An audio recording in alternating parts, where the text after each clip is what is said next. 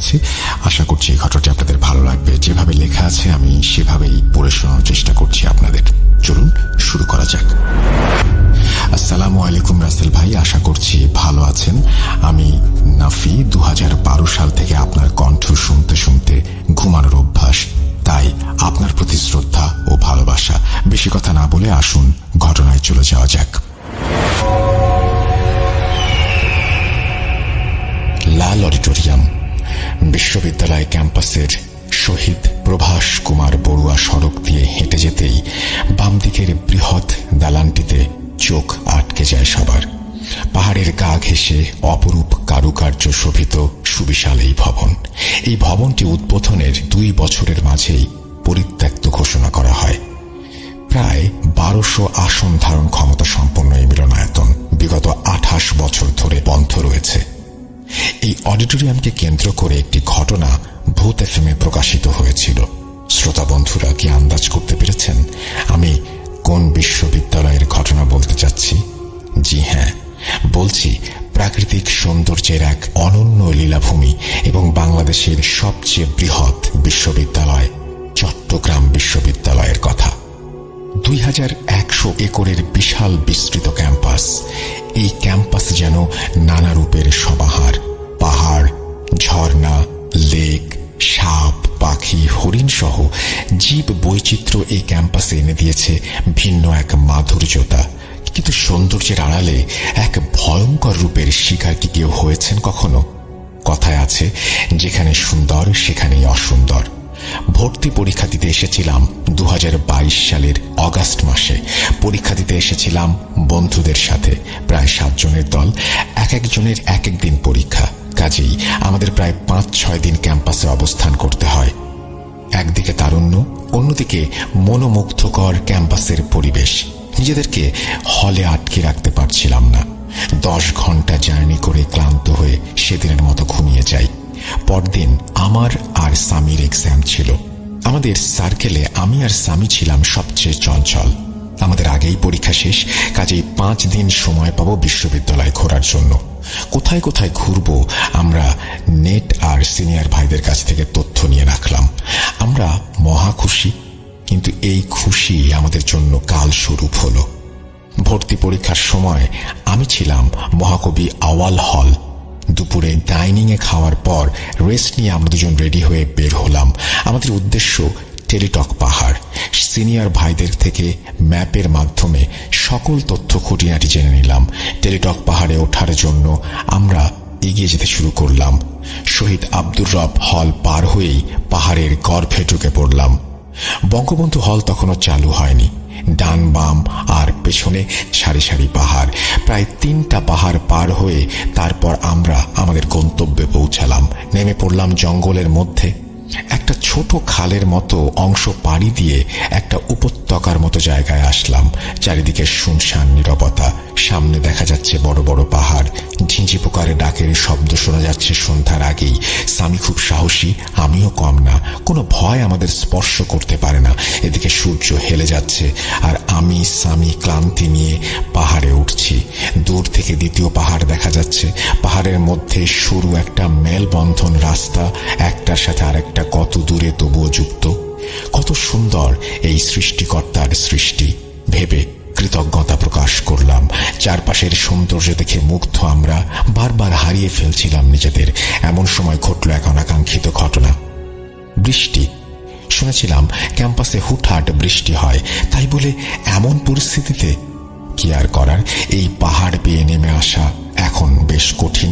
আর একটা ঝামেলা হচ্ছে আমাদের নামতেও হবে। এর জন্য আমাদের আরো 2টো পাহাড় ক্রস করতে হবে। গাছের ডাল ভেঙে হাতে নিলাম, নরম মাটিতে পিছলে যেন না পড়ে যায়। খানিক এগোতেই একটা দৃশ্য দেখলাম। খানিক অবাক হলাম। একটা বৃদ্ধ মানুষ দূরে বৃষ্টির মধ্যে খালি গায়ে নিজের 2 হাঁটুর মাঝে মাথা ঢুকিয়ে চুপচাপ পাহাড়ের এক কিনারায় বসে আছে। একবার ভাবলাম আমাদের মতো চলে যাই, কিন্তু সামির পীড়াপিড়িতেই ওইদিকে এগিয়ে গেলাম। অন্ধকারও হয়ে আসছে। লোকটার কাছে এগোতেই একটা কান্নার আওয়াজ ভেসে আসলো। আমরা নিশ্চিত আওয়াজটা ওনার না। আমরা যত এগিয়ে যাচ্ছি আওয়াজটা আমাদের কাছে স্পষ্ট হচ্ছিল। আমি ধপ করে সামির হাত ধরে ফেললাম। এই থাম, অন্ধকার হয়ে গেছে, চল যাই। ও বলল, দেখি না লোকটার কাছে গিয়ে কি হয়, দেখি না একটু গিয়ে। এমন সময় মাগরিবের আজান আধো আধো কানে আসলো। আমার পরিবেশটা খারাপ লাগা শুরু করলো। আমরা ওনার কাছে গিয়ে ডাক দিলাম। উনি দ্বিতীয়বারে মাথা না তুলেই বললেন, আমার চাষ করা বেগুনের ছুরি পাহাড় থেকে নিচে পড়ে গেছে। উনি বললেন, তোরা এই সময় এখানে কি করিস? আমরা চমকে উঠলাম। তুই করি কেন বলল? লোকটা এখনো মাথা তুলে আমাদের দেখেনি। বিষয়গুলো আমার কাছে কেমন যেন লাগা শুরু করলো। স্বামীকে বললাম, আয় তো। ওকে টানতে টানতে নিয়ে আসলাম। আসার পথে পেছনে তাকিয়ে দেখলাম লোকটা আমাদের দিকে তাকিয়ে একটু মুচকি হাসছে। বিশ্বাস করেন রাসেল ভাই, আমার আত্মাটা তখন কেঁপে উঠল। এত বিশ্রী হাসি আমি জীবনে দেখিনি। বৃষ্টি ততক্ষণে থেমে গেছে। কাঁপা কাঁপা অস্থির মন নিয়ে আমরা একটু সামনে আসতেই একটা দৃশ্য আমাদের পায়ের নিচ থেকে মাটি সরে যাবার মতো অবস্থা করে দিল। যে মানুষটাকে আমরা তখন দেখলাম, 5 মিনিটের পথ এসে দেখি অন্ধকারে একটা পেয়ারা বা এমন ধরনের কোনো গাছের ওপর ওই মানুষটি বসা, আমাদের দিকে তাকিয়ে মুচকি হাসছে। আমার মস্তিষ্ক বিকৃতির মতো অবস্থা। একটা পাহাড় সামনে, স্যান্ডেল ফেলে আমরা সোজা দৌড় দিলাম সেই দিকে।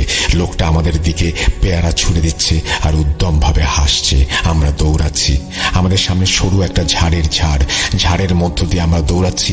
আমাদের পা চলছে না। স্বামী আমার সামনে, আমার চোখে পানি। স্বামীর হার্টের সমস্যা। আমাদের শরীরের বিভিন্ন জায়গায় কেটে গেছে, চামড়া ছিলে যাচ্ছে বিভিন্ন খড়ের মতো খসখসে গাছের পাতার আঘাতে। সামনেই টেলিটক পাহাড় আর টাওয়ার দেখা যাচ্ছে। আমরা দৌড়াতে দৌড়াতে ওখানে এসে পিছু তাকিয়ে দেখলাম, না, কিছু নেই। স্বস্তির নিঃশ্বাস। হঠাৎ পেছন থেকে স্বামীর মাথার পেছনের অংশে একটা পেয়ারা এসে ওর মাথায় সজোরে আঘাত করলো। ও আঘাতে বসে পড়ল। আশ্চর্যজনক ভাবে সাথে সাথেই উল্টো দিক থেকে আর একটা আসলো আমার দিকে। আমার হাঁটুতে লেগে জিনিসটা গলে গেল। গন্ধে বুঝলাম এইটা গাব ফল। স্বামী নাড়াচাড়া করতে পারছে না। আমি চিৎকার শুরু করে দিলাম, হেল্প হেল্প।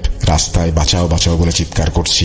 ভাই বলেছিল পাহাড় থেকে একটা সিঁড়ি আছে, মূল রাস্তায় আসতে 5 মিনিটের কম সময় লাগবে। আমি দিশেহারা হয়ে ছুটছি, রাস্তা পার হচ্ছি না।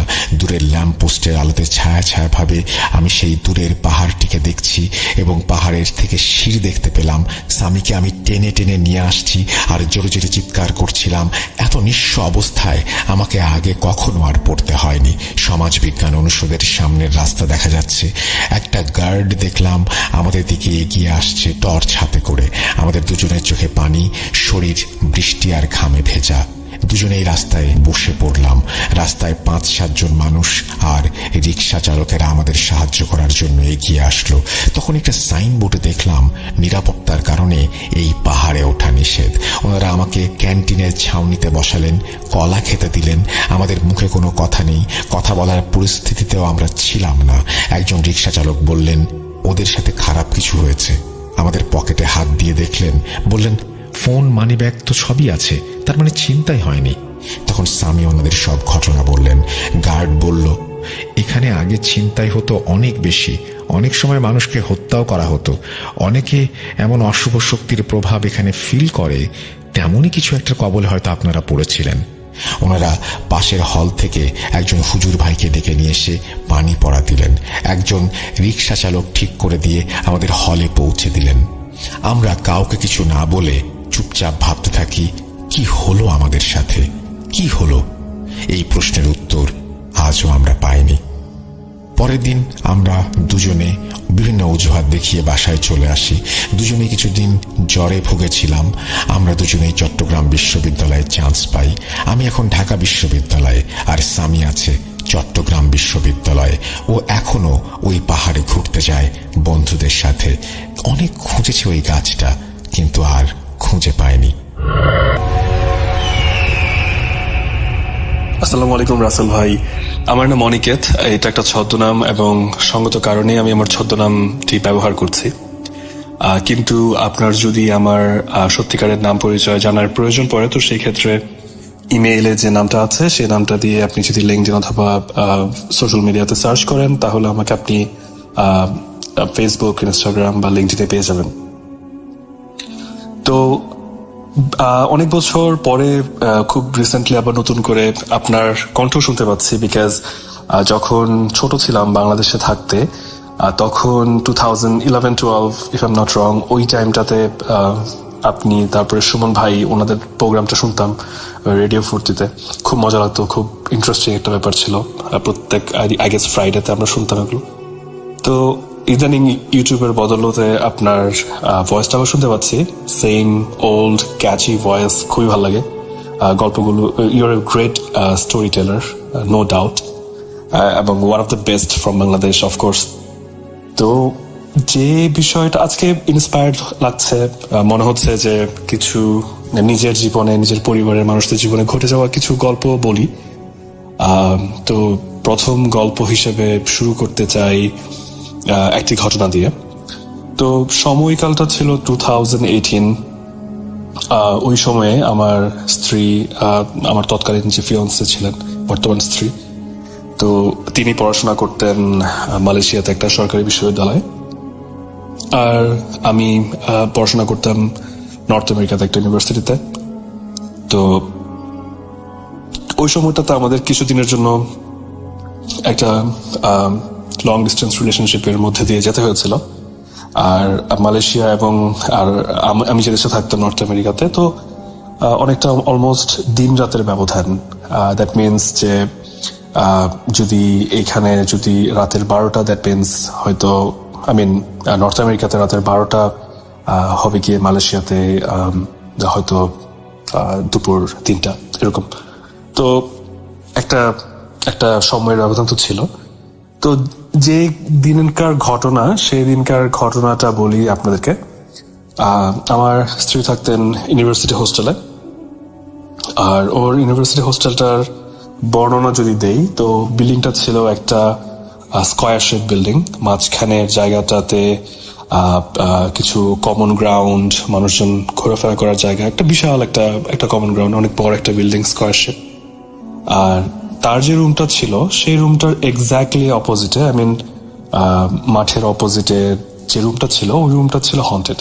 তো হন্টেড ছিল বিকজ অনেক বছর আগে একটা চাইনিজ স্টুডেন্ট, মালয়েশিয়াতে অনেক চাইনিজ স্টুডেন্টসরা পড়াশোনা করে, যারা হয়তো ওখানে পড়াশোনা করার তারা জানেন।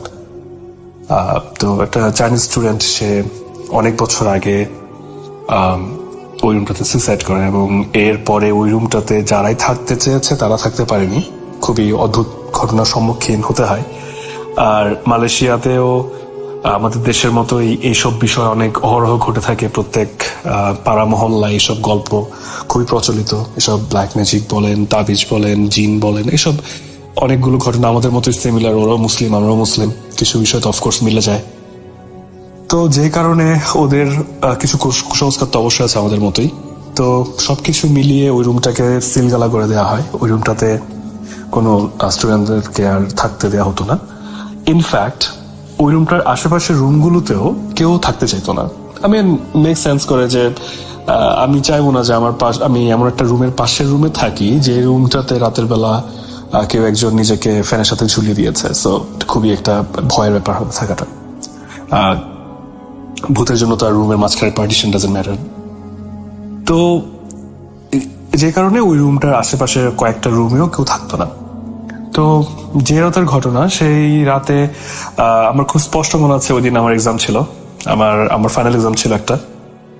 আমার এক্সাম শেষ হবে, ওটা পরে আসছি। তো আমার এক্সাম ছিল, আমার ওয়াইফও পড়াশোনা করছিল, ওদের মালয়েশিয়াতে তখন রাত, তখন আমার দিন। তো তার হঠাৎ রাতে তার ওয়াশরুমে যাওয়ার প্রয়োজন হয়। তো সে তখন রাত আনুমানিক, ওর ওখানে তখন রাত আনুমানিক 1-1:30 এরকম হবে। সে রাত জেগে পড়াশোনা করতো। সো মোস্ট অফ দ্য রাত সে অলমোস্ট ভোরেই ঘুমাতো নামাজ পড়ে। তো সে ওয়াশরুমে যাওয়ার জন্য রুম থেকে বের হয়। রুম থেকে বের হওয়ার পরে ওর মনে হলো যে ওর এক্স্যাক্টলি অপোজিটে, মাঠের অপর প্রান্তে যে ওর যে হন্টেড রুমটা, ওইটার সামনে একটা কিছু মুভমেন্ট।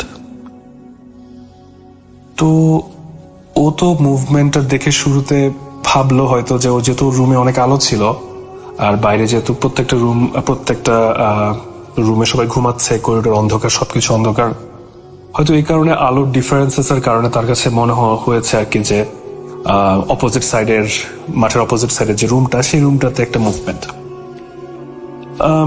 দেন ও খুব বেশি পাত্তা দিল না, বাট যখনই সে তার ঘাড় ঘুরিয়ে সে আবার করিডোর ধরে হাঁটতে থাকবে, সে রুম থেকে বের হয়ে বাম দিকে সোজা হাঁটলেই করিডোরের শেষ মাথায় হচ্ছে তার ওয়াশরুম। তো সে করিডোর ধরে হাঁটতে থাকবে, এমন সময় হঠাৎ করে জাস্ট ওর মনে হলো যে ওর পায়ের নিচে খুব নরম কিছু একটা স্পর্শ সে পেল। সে আটকে উঠলো, আটকে ওঠার পর পরে সে আবছা আলোতে দেখলো যে ওর একটা বিড়াল ছিল এবং বিড়ালটা উপর সে পাড়া দিয়ে দিল।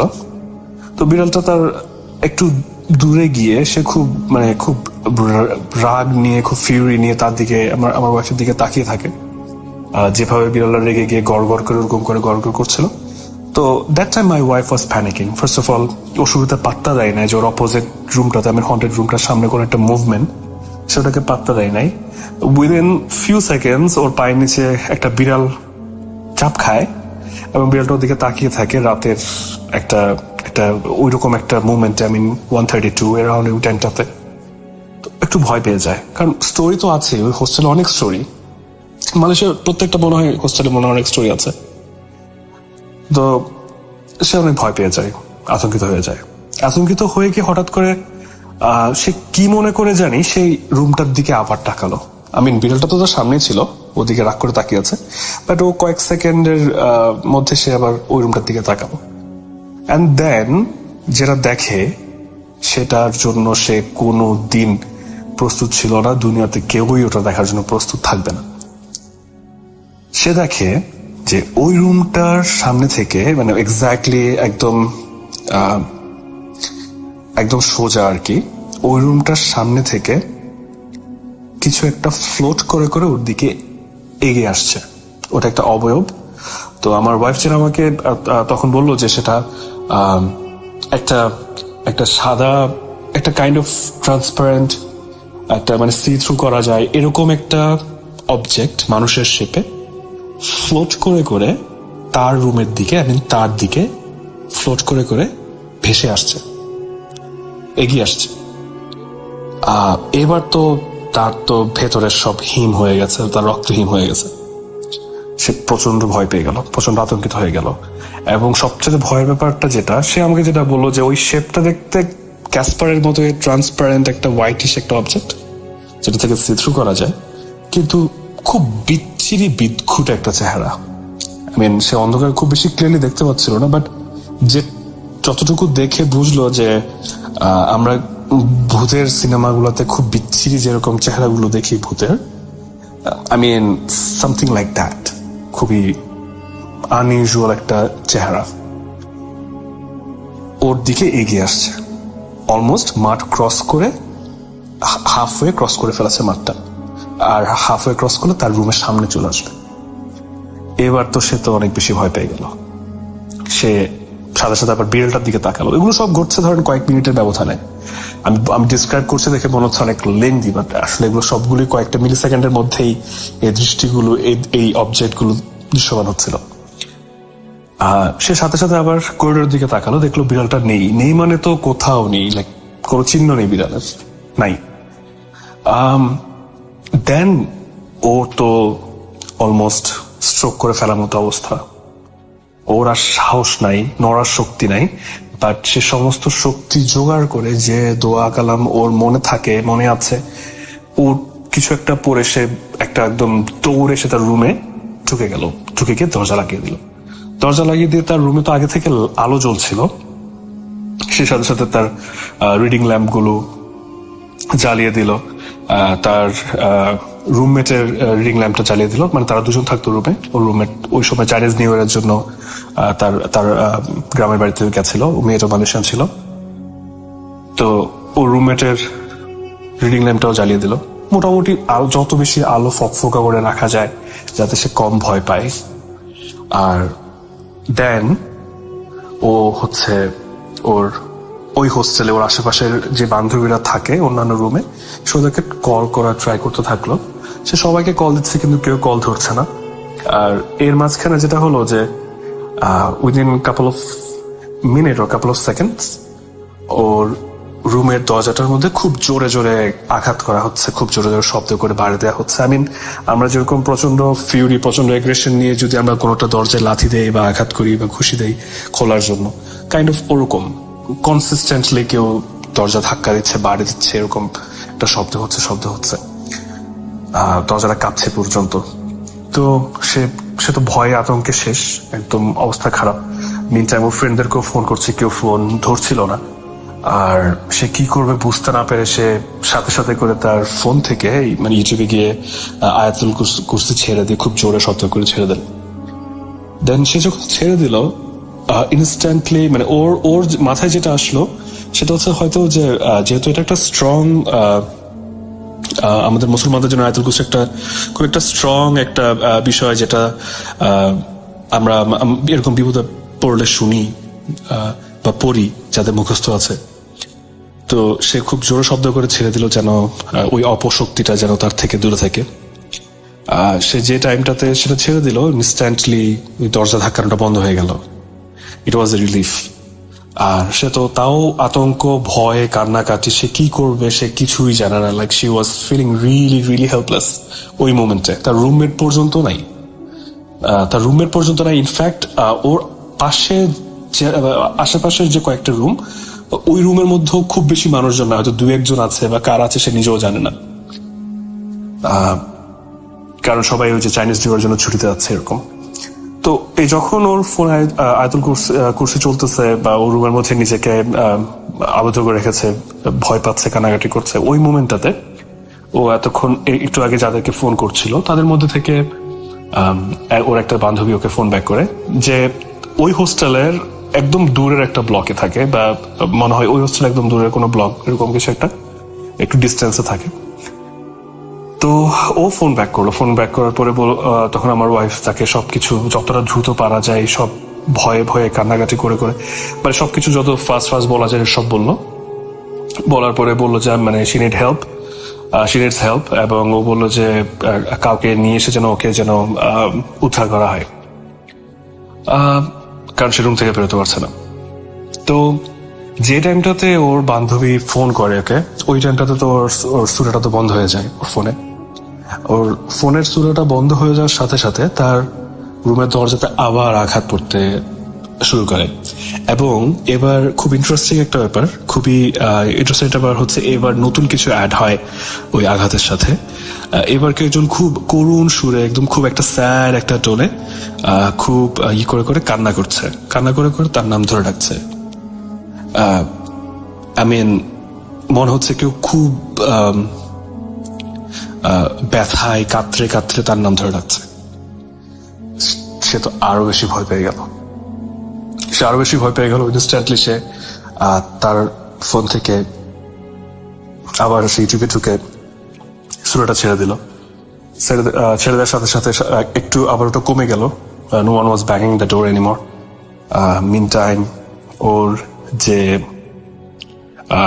রুমমেটরা ছিল ওরাও আসতেছে। এখন ওদের আসতে যে সময়টা লাগে, ওরা একটু দূরের ব্লকে ছিল দেখে, তো ওদের আসতে ধরেন গিভ অর টেক হয়তো 7-8 মিনিট লাগবে এরকম। ওই ওদের আসার ওই মুভমেন্টটার যে ডিফারেন্সটা, ওই মুভমেন্টে আমারও এক্সাম শেষ হয়েছে।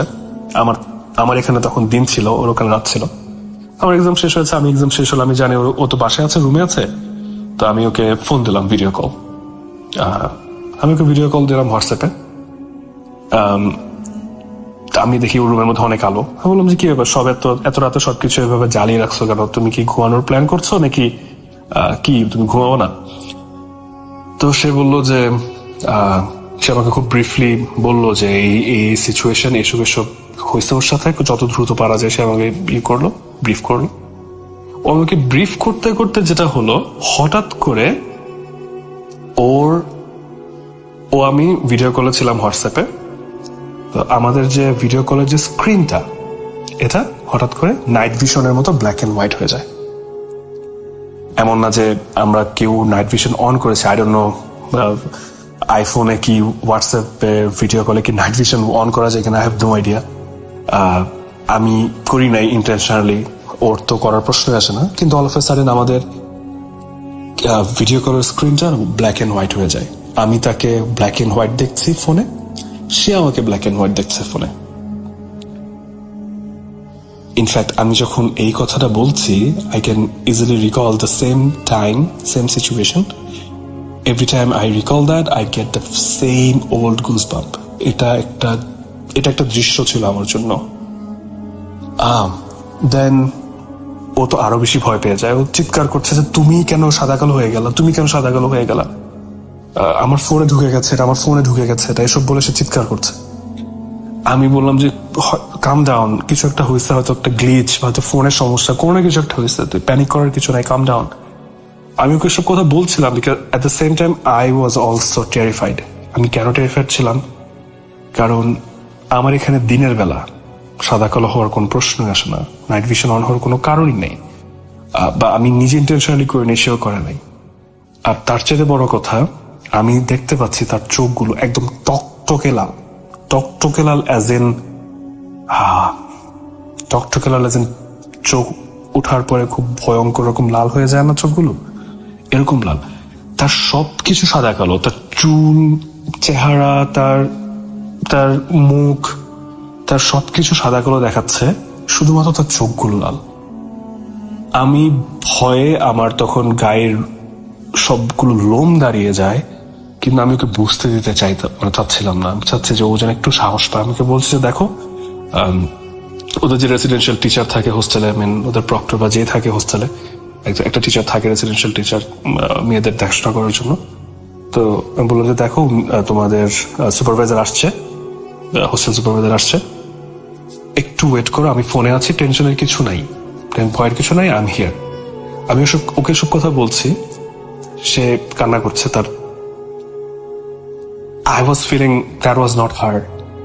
I mean, আমি জানি না স্ক্রিন আমি কাকে দেখছিলাম। I don't think it was her. এবং I don't think she was also looking at the same me. কারণ সে বলছে তোমার চোখগুলো এখানে ভয়ঙ্কর লাল দেখাচ্ছে। That means ও আমাকে, আমি ওকে যেভাবে দেখছি ও আমাকে সেম টু সেম দেখছে। আমার চোখ লাল, বাকি সবকিছু সাদা কালো। আমার তো প্যানিক হচ্ছিল দিনের বেলা। আমার আশেপাশে আমার ক্লাসমেটস, আমার সবাই, এত লোকজন আশেপাশে, একটু দূরে যারা একটু আশেপাশে সারাউন্ডিংস, ওর কথা চিন্তা করে I thought, I feel so bad for her, poor thing.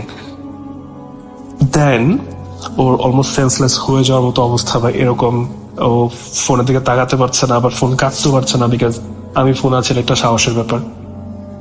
আলহামদুলিল্লাহ ওর এসবের মাঝখানে, ওই সময়টার মধ্যে ওর বান্ধবীটা, হোস্টেল সুপারভাইজার প্লাস যে যারা মেট থাকে হোস্টেলে, ওদেরকে নিয়ে আরো দু একজনকে নিয়ে ওর রুমে আসে। রুমে এসে দরজা নক করে ওকে ডাকতে থাকে। তো ফার্স্টে ভয় পাচ্ছিল, মনে হচ্ছিল সেম জিনিসটা আবার হয়তো নক করছে, আবার হয়তো ডিস্টার্ব করছে এরকম। তো পরে যখন ওরা আবার ফোনও দিচ্ছে, দেন ও রিয়েলাইজ করলো যে আচ্ছা ঠিক আছে, না ওরা আসছে, আমাকে বললো যে ওরা আসছে। বললাম যে okay fine, you are safe hands now, ভয়ের কিছু নেই। দেন ওরা ওকে স্কোর করে নিয়ে গেল। স্কোর করে নিয়ে যাওয়ার পরে ওকে বলা হলো যে তুমি ফর টু নাইট তুমি তোমার ফ্রেন্ডের সাথে থাকো, তোমার বান্ধবীর সাথে থাকো। আর ওর বান্ধবীর যে রুমটা ছিল, ধরেন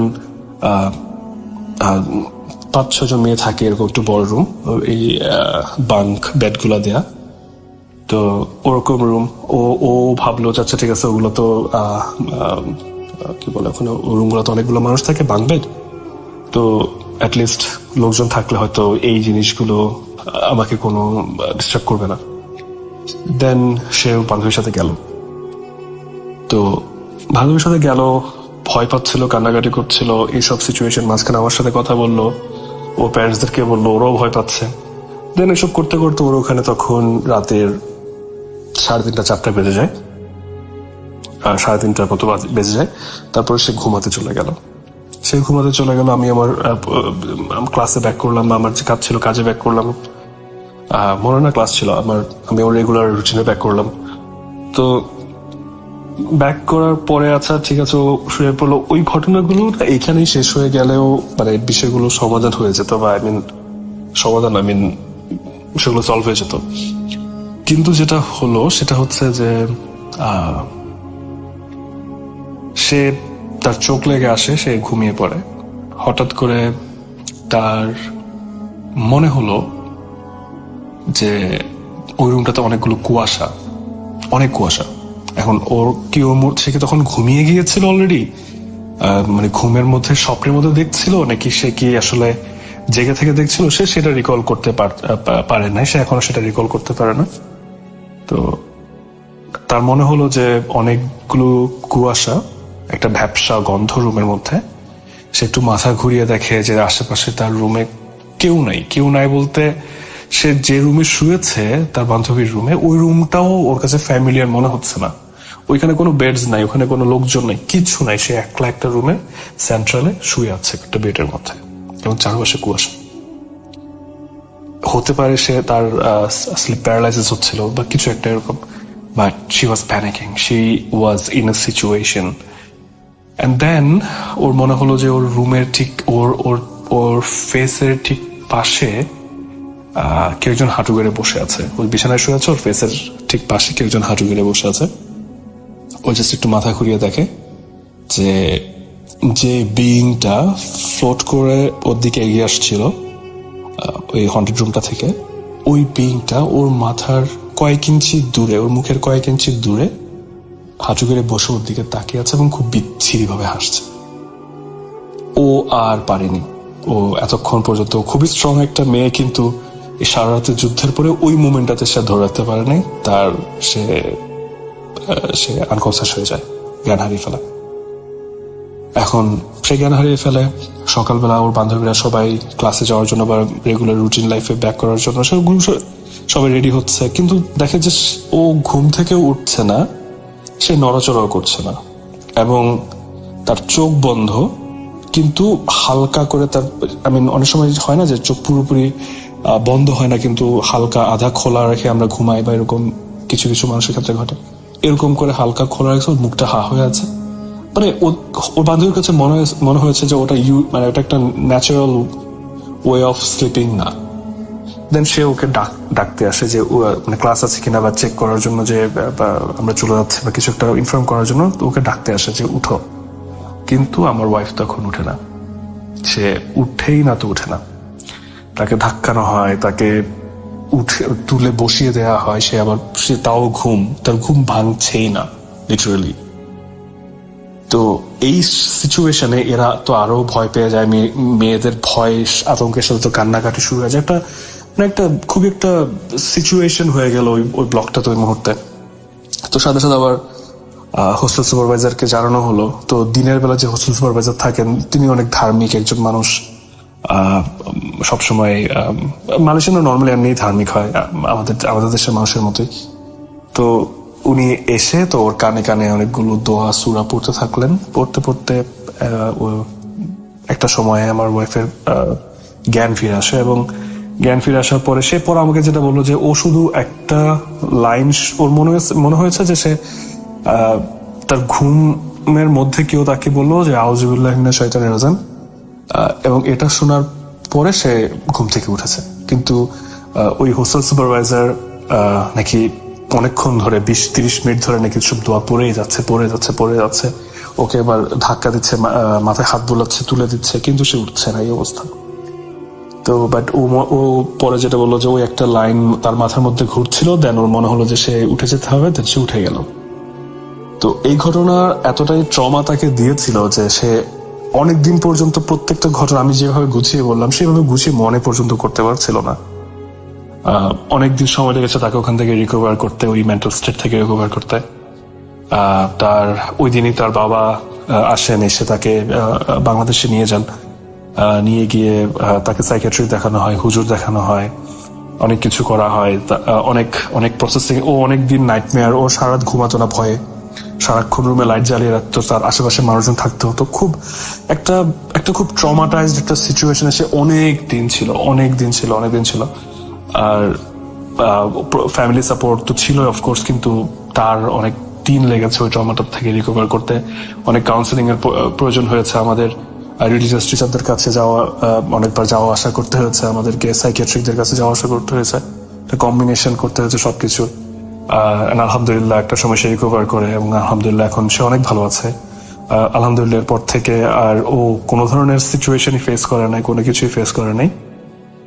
কিন্তু যতবারই ও ওই মুভমেন্টগুলো, এখন আমরা যখন গল্প করে মুভমেন্টগুলো মাঝে মাঝে বন্ধুদেরকে ডিনার টেবিলে শেয়ার করি বা ফ্যামিলি মেম্বারদের সাথে শেয়ার করি, কথাগুলো বলি, আমাদের এখনো মানে আমি তো ওরটা জানি না, ওরটাও বলতে পারবে, কিন্তু আমার ওই দৃশ্যের মধ্যে আমার স্মৃতিগুলো আটকে আছে যে আমি একটা স্ক্রিনের দিকে তাকিয়ে আছি, ভিডিও কল, এবং আমি দেখতে পাচ্ছি সাদা কালো একটা ইমেজ আমার ওয়াইফের, এবং তার চোখগুলো প্রচন্ড লাল। তো এই হচ্ছে আমার প্রথম ঘটনা আপনাকে পাঠানো। আশা করি ভালো লেগেছে। যদি ভালো লেগে না থাকে আমি ক্ষমা প্রার্থী। আমার কাছে কোনো স্ক্রিপ্ট ছিল না, আমি খুব বেশি ভেবে চিন্তে গল্প বলা শুরু করছি এরকম না। আমার মনে হয়েছে যে যেহেতু আমার অভিজ্ঞতা থেকে বলা, তো খুব বেশি কঠিন হবে না, কিন্তু মনে হচ্ছে একটা অ্যারেঞ্জমেন্টের মধ্যে এভাবে বলাটা একটা বিশাল একটা টাফ পেপার। যারা খুব সুন্দর গুছিয়ে গল্প বলতে পারেন তাদেরকে আমার পক্ষ থেকে সাধুবাদ। এটা একটা হিউজ একটা স্কিল, যেটা আমি আজকে মনে হয়েছে আমার মধ্যে একদমই নেই। সো আমার ভুল ত্রুটি ক্ষমা সুন্দর দৃষ্টিতে দেখবেন। সবাই ভালো থাকবেন, সবাই বিপদের সময় আল্লাহকে স্মরণ করবেন। আসসালামু আলাইকুম।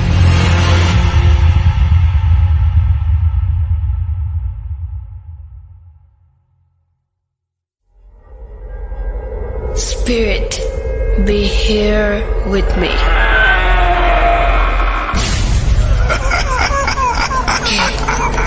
কে তুমি? Bhoot.com. The fear returns with Russell.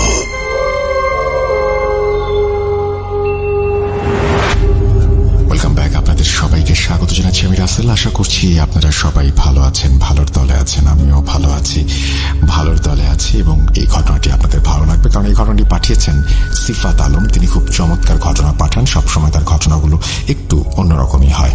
চলুন কথা না বাড়িয়ে শুরু করা যাক।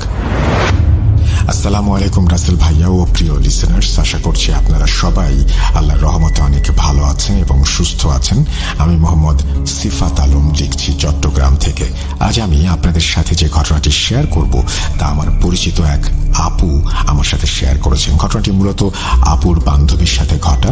আপুর বান্ধবীর নাম মরিয়ম। আমি ঘটনাটি মরিয়ম আপুর ভাষাতেই উপস্থাপন করছি। ঘটনায় যাবার আগে রাসেল ভাইয়ের কাছে অনুরোধ, ঘটনার ভেতরের ভুল ত্রুটিগুলো ক্ষমা সুন্দর দৃষ্টিতে দেখবেন। চলে যাচ্ছি মরিয়ম আপুর ঘটনায়।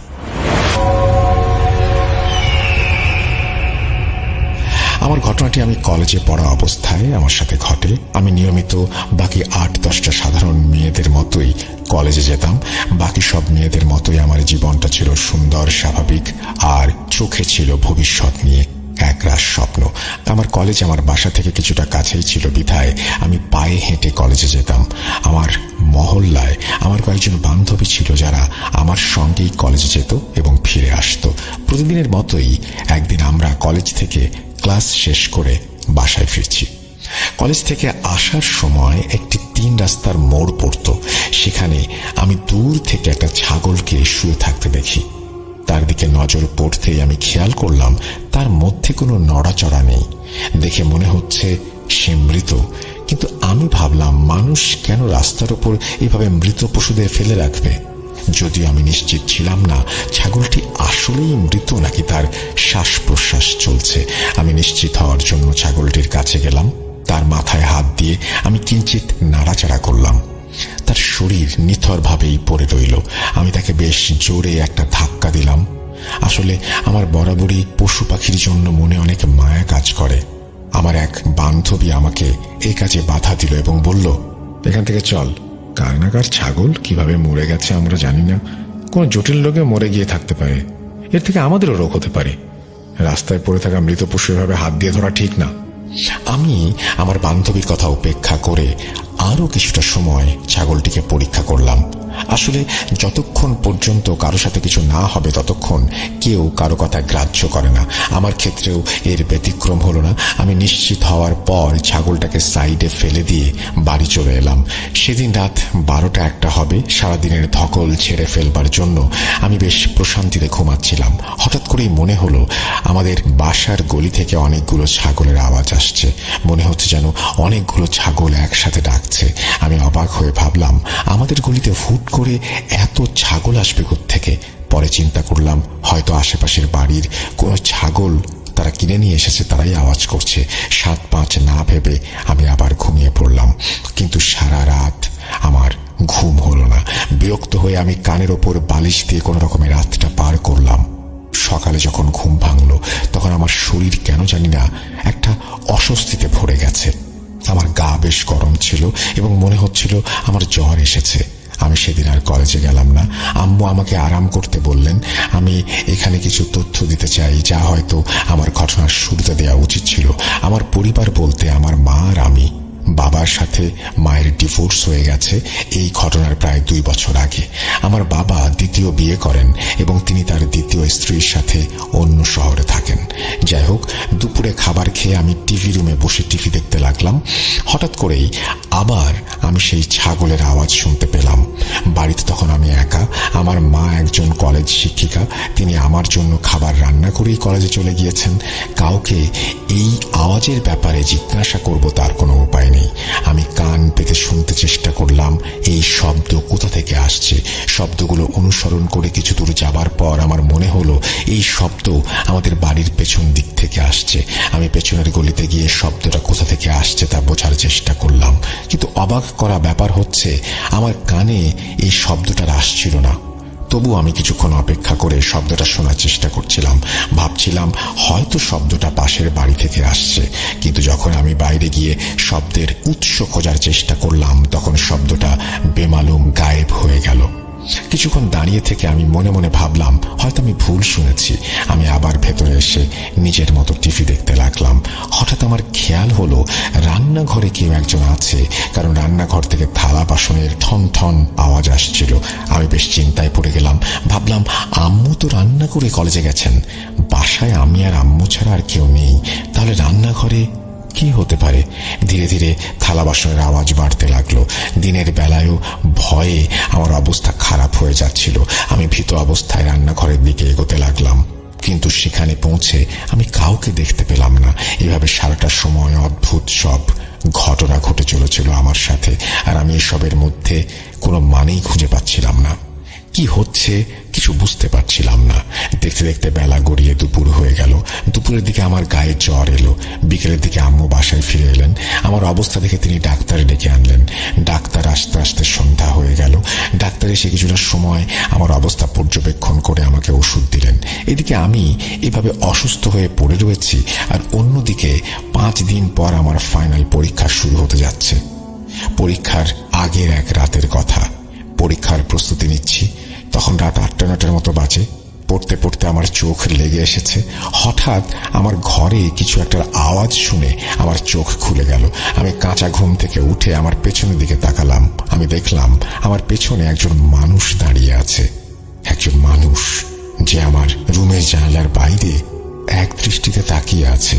তার চোখগুলো ছিল বেশ বড় বড়, তার মাথায় কোনো চুল ছিল না। তাকে দেখে আমি ভয়ে হাঁপাতে শুরু করলাম। আমার মুখ থেকে কোনো কথাই বের হচ্ছিল না এবং আমি শুধু তার দিকেই মূর্তির মতো ঠাঁই তাকিয়েছিলাম। কিছুক্ষণ পর হঠাৎ সে আমার সামনে থেকে গায়েব হয়ে গেল। আমার সামনে থেকে গায়েব হওয়া মাত্রই আমি যেন হুঁশ ফিরে পেলাম এবং চেয়ার থেকে উঠে এক দৌড়ে আম্মুর রুমে চলে গেলাম। আম্মুর রুমে গিয়ে আমি আম্মুকে সবকিছু জানালাম, কিন্তু আমার কথা শুনে আম্মু উল্টো আমাকেই বকাঝকা করতে লাগলেন। আম্মু বললেন, তুমি সারাদিন টিভিতে সমস্ত ভূতের প্রোগ্রাম দেখো, এই জন্যই সেই একই জিনিস তোমার স্বপ্নে এসে তোমাকে ভয় দেখায়। আমি তাকে বললাম, আমি আমার রুমে আসলেই একজন মানুষকে দেখেছি, কিন্তু আম্মু কিছুতেই আমার কথায় কর্ণপাত করলেন না। তিনি শুধু বললেন, আমি নিশ্চয়ই কোনো দুঃস্বপ্ন দেখেছি। আমার জন্য আম্মুর এই আচরণ আসলে খুবই হতাশাজনক ব্যাপার ছিল। এরপর কিছুদিন এসব চলতে চলতেই কেটে যায়। তখনও আমার সাথে বাড়িতে বেশ কিছু অদ্ভুত ঘটনা ঘটেই চলেছে। আম্মুকে অনেকবার এসব স্বপ্নের কথা বোঝানোর চেষ্টা করেছি, কিন্তু তিনি আমার কথা একদমই সিরিয়াসলি নিচ্ছিলেন না। কিছুদিন পর পরীক্ষা দিয়ে আমি বাড়ি ফিরছিলাম। আমার শরীর তেমন ভালো ছিল না। আমার বান্ধবীরা কলেজে পরীক্ষা দেবার পর প্রশ্ন উত্তর মেলাতে ব্যস্ত হয়ে পড়ে। আমার শরীর ভালো না থাকায় আমি একাই বাড়ি ফিরছিলাম। রাস্তায় হাঁটতে হাঁটতে আমি দেখলাম রাস্তার ঠিক মাঝখানে সেই দিনের মতো আজও একটি কালো ছাগল মরে পড়ে আছে। এবার আমি তাকে দেখে বেশ ভালো রকমের ভয় পাই, বিধায় তাকে হাত দিয়ে স্পর্শ করিনি। সে রাস্তা দিয়ে না গিয়ে আমি অন্য গলিতে ঢুকে পড়ি। সেখান দিয়ে আমার বাসা যাওয়া যায়। এই গলির ভেতর দিয়ে যাবার সময় আমি আরো ভয়ঙ্কর কিছু দেখি। আমি দেখি এক মহিলা মৃত অবস্থায় গলির এক কোণে পড়ে আছে। তাকে দেখে আমার প্রচন্ড ভয় লাগে। আমি আমার জায়গায় দাঁড়িয়ে কাঁদতে শুরু করি। না, সেই কান্না শিশু বাচ্চাদের মতো ছিল না। আমি ভয়ে কান্না করছিলাম, কিন্তু আমার মুখ থেকে কোনো আওয়াজ বের হচ্ছিল না। আবার আমি সেই গলি দিয়ে না গিয়ে অন্য গলিতে ঢুকি। এইভাবে আমি 3টা গলি পার হলাম, কিন্তু প্রতি গলিতেই আমি সেই মহিলা নয়তো সেই মৃত ছাগলটিকে দেখতে পেলাম। আমি এরপর চোখ বন্ধ করে বাড়ির দিকে দৌড় লাগালাম। কতক্ষণ কিভাবে কোন দিকে দৌড়িয়েছি আমি জানি না। চোখ খুলে দেখি আমি বাড়িতে পৌঁছে গিয়েছি। আম্মু ভেতর থেকে আমাকে দেখে ভয় পেয়ে গেলেন এবং নামাজ বাদ দিয়ে তিনি দৌড়ে আমার দিকে এলেন। তিনি ভাবলেন হয়তো কোনো বদমাশ ছেলে আমার পেছনে লেগেছে, কেননা আমি বারবার পেছন ফিরে তাকাচ্ছিলাম। ভিতরে এসে আমি সোফায় শুয়ে পড়লাম। আম্মু আমাকে পানি এনে দিলেন এবং জিজ্ঞাসা করতে লাগলেন সব ঠিক আছে কিনা। তখন আমি আম্মুকে পুরো ঘটনা খুলে বললাম। আমার কথা এবার আর আম্মু ফেলতে পারলেন না। তিনি বিশ্বাস করলেন আসলেই হয়তো আমার সাথে খারাপ কিছু ঘটেছে। আমি মনে মনে আল্লাহর কাছে শুকরিয়া আদায় করলাম, কারণ আজ আম্মু কলেজ থেকে ছুটি নিয়েছিলেন এবং বাড়িতেই ছিলেন। কলেজ থেকে ফিরে না এলে সাধারণত আমাকে একাই থাকতে হয়। আজ আম্মু না থাকলে আমার কি হতো আল্লাহ জানে। আম্মুকে দেখেই আমার দেহে আমি প্রাণ ফিরে পেয়েছিলাম এবং আম্মু সোফায় আমার পাশে বসে আমার মাথায় হাত বুলিয়ে দিতে লাগলেন। আমি সেখানেই ঘুমিয়ে পড়লাম আর মারাত্মক এক বাজে স্বপ্ন দেখে চিৎকার দিয়ে ঘুম থেকে উঠলাম। আম্মু আমার পাশেই ছিলেন। আমি তাকে জড়িয়ে ধরে অনেকক্ষণ কাঁদলাম। আম্মু কি হয়েছে জিজ্ঞাসা করলে আমি আম্মুকে শুধু আমার স্বপ্নের কথা জানালাম। আমি দেখলাম আমার আশেপাশে অনেক মানুষ, যাদের শরীর তো মানুষের মতো কিন্তু মাথাটা ছাগলের। তারা সবাই আমার উপর আক্রমণ করতে আমার দিকে তেড়ে আসছে। আমার দিকে এগোতে এগোতে তাদের চেহারা আরো বিভৎস হয়ে যায়। তাদের গলা থেকে ক্রমাগত তাজা রক্ত বের হচ্ছিল। দেখে মনে হচ্ছিল কেউ তাদের মাথা কেটে সেলাই করে সেই স্থানে ছাগলের মাথা বসিয়ে দিয়েছে। আমি আম্মুকে স্বপ্নের কথা বলার পরও আবার কাঁদতে শুরু করলাম। আমি আম্মুকে অনুরোধ করেছিলাম, আম্মু, আমাকে আল্লাহর ওয়াস্তে এই সমস্যা থেকে মুক্তি দাও। সেদিন রাতে আম্মু আমার রুমেই ঘুমালেন। পরদিন আমার পরীক্ষা ছিল। আমার শরীর ভালো ছিল না এবং আমি সেই কারণে পরীক্ষা দিতে পারিনি। আমাকে পরীক্ষায় অনুপস্থিত দেখে আমার কয়েকজন বান্ধবী আমাকে দেখতে এলো। আমার অবস্থা দেখে তারা জিজ্ঞেস করলো, কিরে মরিয়ম, তুই আজ পরীক্ষা দিতে এলি না যে? তোকে এরকম শুকনো শুকনো লাগছে কেন? কি হয়েছে? আমি তাদেরকে শুরু থেকে শেষ পর্যন্ত সবকিছু খুলে বললাম। আমার এক বান্ধবী দীর্ঘশ্বাস ছেড়ে বলল, তোকে আমি সেদিনই বলেছিলাম রাস্তায় পড়ে থাকা কোনো জিনিস হাত দিস না, স্পেশালি মৃত কোনো জানোয়ার। এই কথাটা তোকে আমি এমনি এমনি বলিনি। আমার এক চাচা 3 রাস্তার মোড়ে পড়ে থাকা একটা লেবু হাত দিয়ে ধরেছিলেন। এরপর থেকেই তিনি সবার থেকে আলাদা হতে শুরু করেন। তার জীবনটা যেন কোথায় গিয়ে আটকে যায়। শেষমেশ তিনি মারা যান। তাকে অনেক কবিরাজ, হুজুর, পীর ফকির দেখানো হয়েছিল, কিন্তু সবাই বলেছিল রাস্তায় সেই লেবুকেও জাদু করে রাখা হয়েছিল। সেই জাদুতে আমার চাচা আক্রান্ত হন এবং মারা যান। তার শরীরে খারাপ কিছুর অস্তিত্ব ছিল। আমি তার কাছে জানতে চাইলাম আসলে তার শরীরে কিসের উপস্থিতি ছিল। তখন আমার বান্ধবী বলল, শয়তান। তার শরীর শয়তানের কবজায় ছিল। চাচা কাউকে চিনতে পারতেন না। বেশিরভাগ সময় এমনই ঘটত। আর যখন চিনতে পারতেন তখন শুধু কান্না করতেন আর বলতেন, আমাকে বাঁচাও, ওরা আমাকে নিয়ে যাবে। আর আচার আচরণ একেবারেই পাল্টে যায়। মনে হচ্ছিল সে আর আগের ব্যক্তি নয়, দুজন আলাদা কোনো ব্যক্তি। এসবের পেছনে কালো জাদুকরদের কোনো না কোনো উদ্দেশ্য থাকে। তারা লেবু বা মৃত পশুর ওপর জাদু করে এবং সেসব রাস্তায় ফেলে রাখে যাতে শিকার ধরতে পারে। ঠিক যেভাবে বড়শির আগায় টোপ লাগিয়ে মাছ ধরা হয়।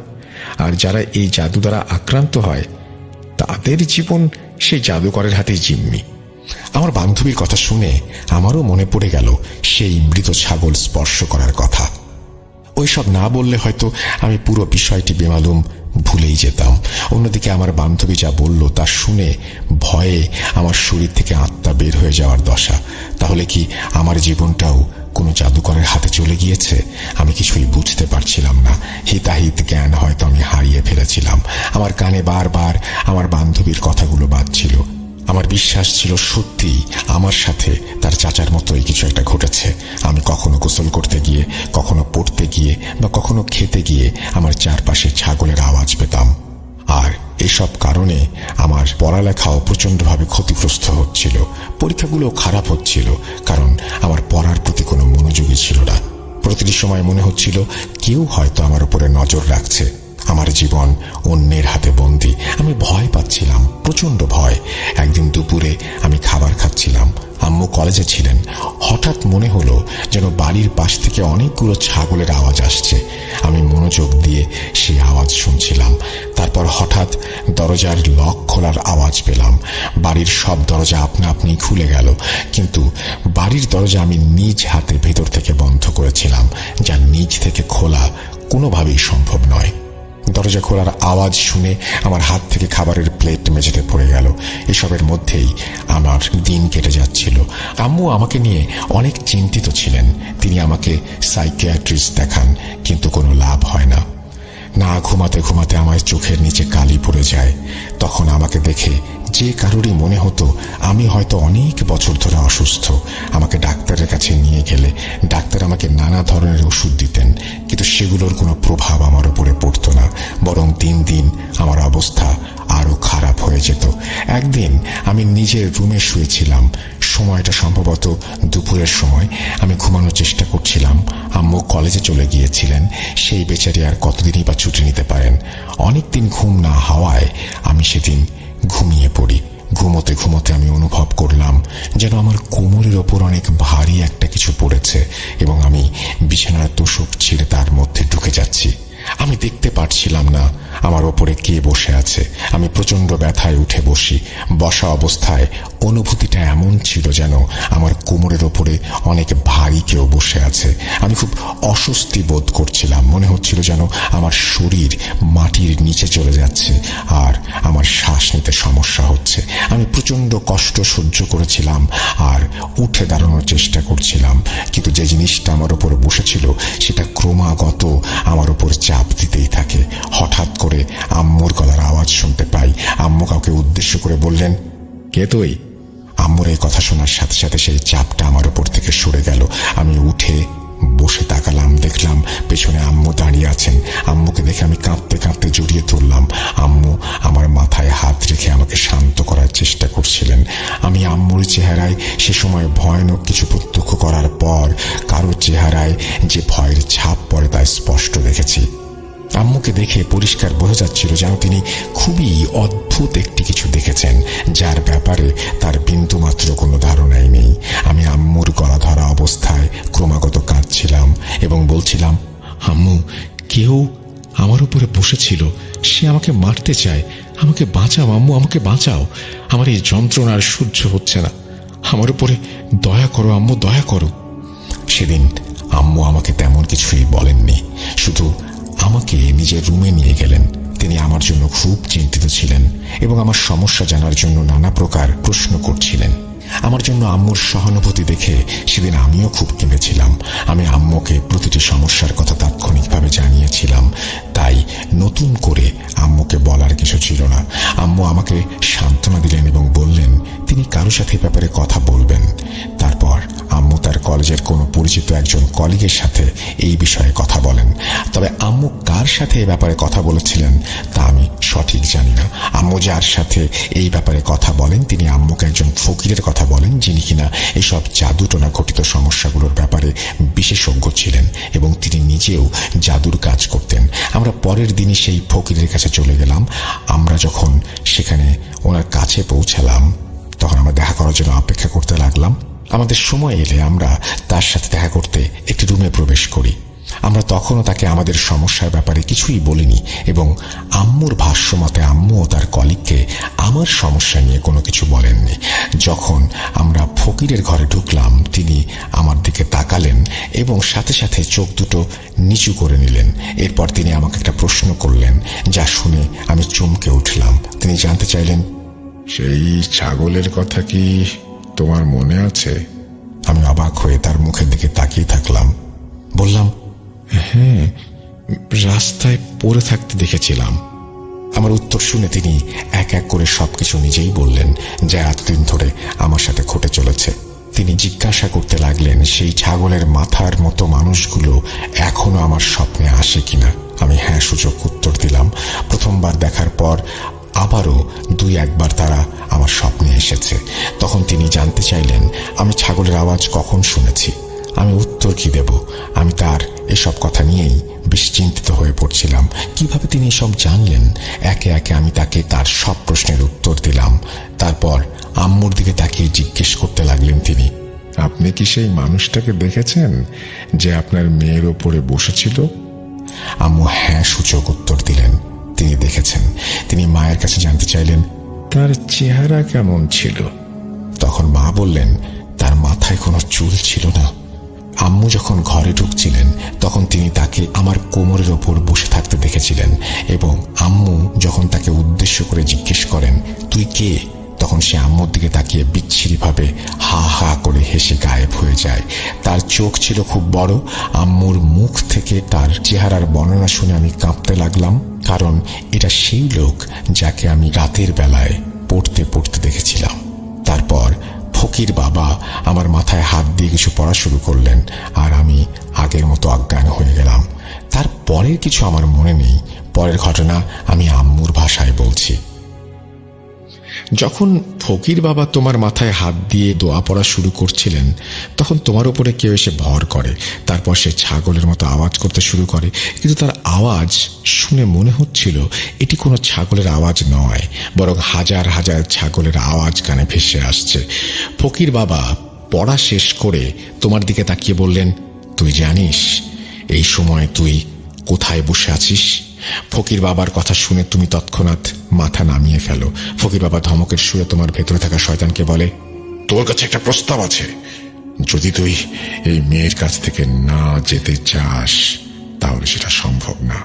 তুই জানিস আমি তোর কি হাল করতে পারি, আর যদি আমার গোলাম হয়ে থাকতে চাস তাহলে আমার কাছে চলে আয়, কিন্তু তুই লড়াইটা করার চেষ্টা করিস। তুই জানিস আমি তোর এবং তোর সেই মালিক জাদুকরের সাথে কি করতে পারি। ফকির বাবা এসব বলতে বলতে রুমের দরজা নিজেই খুলে দিলেন। মনে হচ্ছিল যেন কেউ বাইরে বেরিয়ে গেল। ফকির বাবা আবারও শয়তানকে হুমকি দিতে লাগলেন এবং তুমি শান্ত হতে শুরু করলে। আস্তে আস্তে তুমি জ্ঞান হারালে। পরে ফকির বাবা তোমাকে কিছু তাবিজ দিলেন আর পানি পড়ে তোমার মুখে ছেটালেন। তোমার জ্ঞান ফিরে এলে তিনি সেই পানি তোমাকে খাওয়ালেন। তখন তোমার শরীরের অবস্থা একটু ভালো হতে শুরু করেছে। ফকির বাবা তোমাকে জিজ্ঞেস করলেন, তোমার কেমন অনুভব হচ্ছে? তুমি বললে, তোমার ভেতর থেকে যেন সব কিছু বের হয়ে গিয়েছে, এখন তুমি ভালো বোধ করছো। এরপর ফকির বাবা আবার তোমার মাথায় হাত দিয়ে কিছু একটা পড়তে শুরু করলেন এবং শয়তানকে হাজির করলেন। সাথে সাথে কাউকে উদ্দেশ্য করে বললেন, এটাকে বন্দি করো। আমি অবাক হলাম, কারণ রুমে তুমি আর আমি আর ফকির বাবা ছাড়া কেউ নেই। তাহলে তিনি কাকে এই কথা বলছেন বন্দি করার জন্য? ফকির বাবা এই কথা বলার সাথে সাথেই রুমে যেন কাল বৈশাখী ঝড় বইতে শুরু করলো। কিছুক্ষণ এভাবেই চলল, তারপর সব শান্ত। আপনার মেয়ের ওপরে যে শয়তান ছিল তাকে আমি বন্দি করে ফেলেছি। এখন আমার কাজ সেই জাদুকরকে ধরা। তাকে ধরতে না পারলে আপনার মেয়ের সমস্যাগুলো পুরোপুরিভাবে দূর করা সম্ভব না। চিন্তা করবেন না, আপনার মেয়ে সেই জাদুকরকে দেখাবো খুব জলদি। তখনই আমি তার কৃতকর্মের জন্য তাকে শাস্তি দেব। এখন এগুলো যা আছে তার কোনো কিছুই আপনার মেয়ের মনে থাকবে না। তাকে আপনি পানি খাওয়ানোর সাথে সাথে সে সবকিছু ভুলে যাবে। এই ছিল আমার মায়ের ভাষ্য। এরপর কয়েকদিন আমি বাড়িতেই বিশ্রাম নিলাম, আর সেই বিশ্রামে আমার শরীর আবার আগের মতো হয়ে গেল। সব সমস্যা যেন কেটে যেতে শুরু করলো, কিন্তু আমি তখনও স্বপ্নে সেই ছাগলমুখী মানুষগুলোকে দেখতাম। এভাবেই কয়েকদিন কাটলো। একদিন আমি কলেজ থেকে ফেরার পথে এক ব্যক্তিকে দেখলাম। সে 3 রাস্তার মোড়ে একটি ছাগলের মৃতদেহ এনে সেখানে ফেলে রেখেছে। সাথে সাথে আমার ফকির বাবার কথা মনে পড়ল। আমি নিশ্চিত ছিলাম এটাই সেই জাদুকর যার জন্য আমার জীবন কিছুদিন আগেও নরকে পরিণত হয়েছিল। আমি ভয়ে জমে গিয়েছিলাম। হঠাৎ কাঁধে কারো হাতের স্পর্শ অনুভব করলাম। এক পরিচিত ব্যক্তি আমার কাঁধে হাত রেখে দাঁড়িয়ে আছেন। তার মুখে হাসি, তার চেহারা ছিল অসম্ভব রকমের সুন্দর। সে আমার দিকে হাসি দিয়ে বলল, বাড়ি চলে যান, এখানে থাকবেন না। আজ থেকে আপনার সব সমস্যার সমাধান হয়ে যাবে ইনশাল্লাহ। তিনি এই কথা বলার পর আমি আর পেছন ফিরে তাকাইনি, বাড়িতে সরাসরি চলে আসি। এরপর থেকে আমি এ ধরনের আর কোনো স্বপ্ন দেখিনি এবং আমার সাথে এরপর থেকে এই ধরনের কোনো সমস্যা আর ঘটেনি। এখন আল্লাহর রহমতে অনেক ভালো আছি। আমার জন্য সবাই দোয়া করবেন। আল্লাহ হাফিজ। এই বলে মরিয়াম আপু তার ঘটনা শেষ করেন। প্রিয় লিসেনার্স, এই ছিল আমার আজকের পাঠানো ঘটনা। ফিরে আসবো আবার নতুন কোনো এপিসোড নিয়ে। সেই পর্যন্ত সবাই ভালো থাকুন, সুস্থ থাকুন, মোস্ট ইম্পর্টেন্টলি ভূত.com এর সাথে থাকুন। আল্লাহ হাফেজ।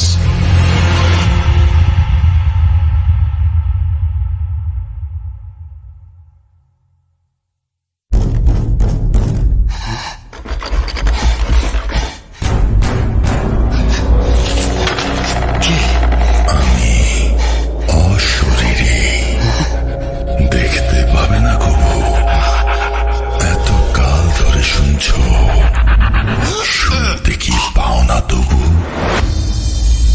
ভূত.com, The Fear Returns with Russell। আরো একবার আপনাদের সবাইকে স্বাগত জানাচ্ছি। আমি রাসেল। আশা করছি আপনারা সবাই ভালো আছেন এবং ভালোর দলে আছেন। আমিও ভালো আছি, ভালোর দলে আছি। এবং আমরা সত্যি কথা বলতে যেটা ঈদের উৎসব ফুরিয়ে গেছে, কিন্তু আমেজটা রয়ে গেছে এবং সেই সাথে বৈশাখ আসছে আমাদের বর্ষপঞ্জিতে। সুতরাং যেটা করতে হবে সেটা হচ্ছে বৈশাখের প্ল্যানগুলো আপনাদের যদি কোনো কিছু থাকে সেটা আমাদেরকে জানাবেন। আর আমি যেটা করবো, এখন আপনাদের একটা ঘটনা শোনাবো। সেই ঘটনাটি অবশ্যই একটি অডিও ক্লিপ। চলুন কথা না বাড়িয়ে শুনে আসি অডিও ক্লিপটি। আসসালামু আলাইকুম রাসেল ভাই। জীবনে দিয়েছেন, কারণ আপনি সবসময় ভালোর দলেই থাকেন। আল্লাহর রহমতে আমি অনেক ভালো আছি। আমার নাম নাদিম আল হাসান, বাসা নরসিংদী সদর। ভূত.com এটাই আমার ফার্স্ট ঘটনা। আশা করি রাসেল ভাই লিসেনারদের অনেক ভালো লাগবে ঘটনাটা। আমি আর কথা না বাদে সরাসরি ঘটনায় চলে যাব। ঘটনা শুরুতেই বলিনি, ঘটনাটা যেটা ঘটে, ঘটনাটা মূলত আমার এক রিলেটিভের সাথে ঘটে। সম্মত কারণ রাসেল ভাই, আমি ঘটনা আমার রিলেটিভের নামটা আমি উল্লেখ করতে চাচ্ছি না। তার নাম দিচ্ছি সাকিব। তো রাসেল ভাই, সাকিব ভাই যখন ক্লাস 8 বা 9 পর অবস্থায় ওনার বাবা মারা যায়। তো আমার যে সাকিবের যে মা, উনি মানে পরিবারের যে খরচ বা ওনাদের পড়ালেখার খরচ সবগুলাই বহন করতো। তো এমন অবস্থায় অনেকটাই হিমশিম খেয়ে যাচ্ছিল সাকিব ভাইয়ের মা। তো সাকিব ভাইয়ের 2 খালাতো ভাই ছিল, দুবাই থাকতো। তো ওনাদের সাথে যোগাযোগ করার পর মানে ডিসিশন নিল যে সাকিব ভাইয়ের দুবাই পাঠাই দিব। তো রাসেল ভাই যেমন কথা এমন কাজ, মানে ওনাদের সাথে কথা বলার পর সাকিব ভাইয়ের মাসখানেকের মধ্যে মাস 2 পরে দুবাই পাঠাই দিল। তো রাসেল ভাই সাকিব ভাই দুবাই যাওয়ার পর আল্লাহর মধ্যে ভালো স্যালারি পাইতো 70 থেকে 80,000 টাকার মতো স্যালারি পাই। তো ওনাদের অবস্থা ভালো হয়েছিল। তো কাছের 2-3 মাস পর সাকিব ভাই রাসেল ভাই আমাকে বলেনি, সাকিব ভাই যে রুমে থাকতো, এটা একটা ব্যাচেলারের মতো, এই রুমের মধ্যে 4-5 জনের মধ্যে থাকতো। উনি আমার 2 ভাই আরেকজন মানুষ ছিল, এরকম আর কি। তো সাকিব ভাইরা সবাই খাওয়া দাওয়া করতো। ওনাদের একটা বোয়া ছিল, উনি সম্ভবত পাক করে দিত, এরকম আর কি। তো সবসময় সাকিব ভাই আবার সবার আগে আসতো, মানে কাজ শেষ করে সবার আগে সাকিব ভাই রুমের মধ্যে আসতো। তো একদিন সাকিব বরাবরের মধ্যে একদিন সাকিব ভাই আসার পর মানে ওনাদের 4-5 জনের যত খাবার আছে, মানে ভাত অথবা মানে তরকারি সবকিছু সাকিব ভাই একলাই খাই ফেলে। তো একলা খাওয়ার পর উনি খাওয়া দাওয়া করে শুয়ে রয়েছে সাকিব ভাই। তো ওনার যে রুমমেটরা আছে রাসেল ভাই, রুমমেটরা আইসা দেখে সাকিব ভাই মানে শুয়ে রয়েছে। তো ভাবছে শুয়ে রয়েছে আর ডাক দিব না, আমাদের খাবার আমরা খাইয়া ঘুমাই যান, কাজ টাজ করে রয়েছে টায়ার্ড, তাই এই জন্য মানুষ শুয়ে রয়েছে। তো ওনারা যখন খাইতে যাইবো, যাওয়ার মধ্যে গিয়ে দেখে একদম প্লেট মানে এক প্লেটই মানে প্লেট যে প্লেটে খাইছে এই প্লেটটাও ধুইছে না। আর সবার খাবারের যে তরকারি মানে তরকারি বা ভাতের যে ডেক ডিশ কি এগুলা থাকে সবগুলাই শেষ, ফিনিশ। তো ওনারা তো একটু অবাক হয়, কি হইলো বুঝলাম না, এতগুলা ভাত সাকিব একলাই খাইলো। তো সাকিব বাইরে ডাক দিল না, ওনারা আবার নিজেরা পাক কইরা ডিম ভাজি করে খাই ফেললো। তো ফার্স্টে তো ভাবছে সাকিবের অনেক খিদা টিদা আসছিল, তাই সে একলা খাই ফেলছে। তো ওনার খালাতো ভাইটাই তো মানে ভাই তো, তাই আর ডিস্টার্ব করে নাই। তো এরকম এরকম আরেকদিন এরকম সেম ঘটনা, সাকিব ভাই সবার আগে আইসে সবার ভাত রাত একলা খায় ফেলে। তো দ্বিতীয় দিন তো সাকিব রাসেল ভাই একটু জিনিসটা ডাউট লাগছে আমাদের কাছে যে সাকিবের কি হলো বুঝলাম না, ওই দিন এরকম করলো। ওই দিন তো সাকিব রাসেল ভাই কিছু বলে নাই। দ্বিতীয় দিন ওনারা সাকিব ভাইরা ডাকতেছে, সাকিব সাকিব। তো সাকিব 2-3 বার ডাকার পর উঠছে, ওড়ার পর বলতেছে, তুই এতগুলা ভাত একলা কিভাবে খাইলি, আমরা যে খামো তোর কোনো খেয়াল না, এরকম এরকম জিজ্ঞেস করতেছে। সাকিব ভাই বলতেছে যে আমার তো খিদা লাগছে তাই আমি খাই ফেলছি। তো এই জিনিসটা রাসেল ভাই আমাদের কাছে অনেকটাই অবাক লাগতেছে, বুঝলাম না তোর কি 2 দিন পর করে এত খিদা লাগে 4 জনের ভাত একলা তোর খাই ফেলতে হইব। তো রাসেল ভাই এরকম দ্বিতীয় দিনও কিছু বলে নাই, একটু কথা কাটাকাটি হয়েছে, তারপর আর কিছু বলে নাই। তো সাকিবের ব্যবহার চলাফেরা সবগুলো একটু অন্যরকম লাগতেছে। উনি প্রায় সময় জানলার সাইডে বসে থাকে, একলা একলা কার সাথে কথা বলে। তো এরকম আগের মতো তেমন বেশি মিশে না। জিনিসগুলো ওনার যে বাইরা ছিল বা ওনার রুমমেট সবাই খেয়াল করে রাসেল ভাই।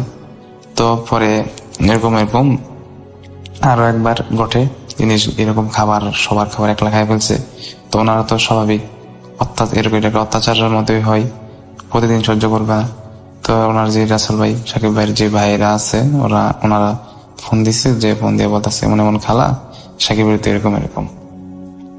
তো সাকিব ভাই আবার রাসেল ভাইরা বলে নেই ভালো, ওনার মার সাথে তেমন কিছু যোগাযোগ করতেছিল না কয়েক সপ্তাহ ধরে, কারোর সাথে ফোন করে না, তেমন একলা একলা থাকে।